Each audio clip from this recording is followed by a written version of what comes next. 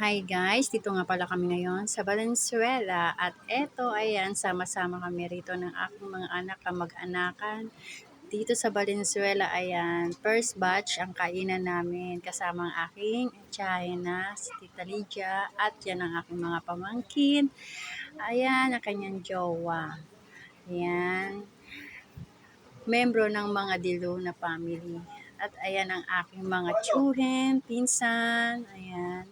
And then, andito rin po ang aking mga pinsan. Dito sila sa kabila dahil hindi kami kasya dito sa kusina. Dito sila sa labas. Bahay kubo-kubo. Ayan, sama-sama kami dito na nagkakainan. Dito, minsan lang po kami sa loob ng isang taong. Kagaya niyan, piyesta ng patay. Nakikita-kita kami dito niyan sa Valenzuela.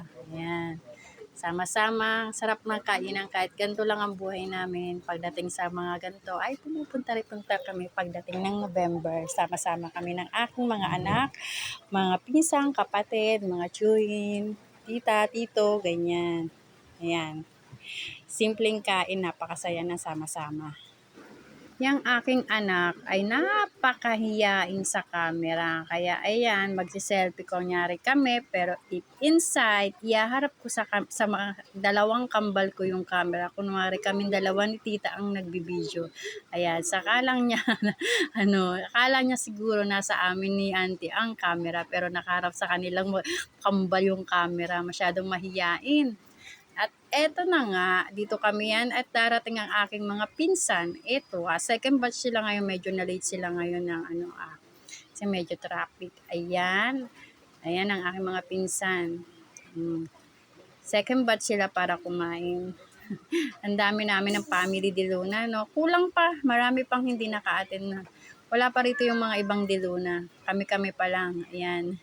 Ayan ang aking ayan. Simple, di ba? Napakasaya pag nagsama-sama kami.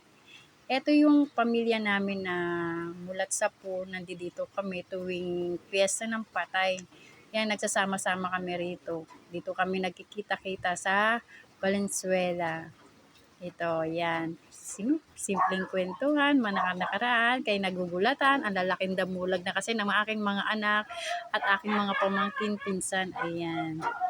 Yan yung simpleng namin dito sa Valenzuela. Ayan. Kainan. Oh, second batch na yan kasi kararating lang na yan.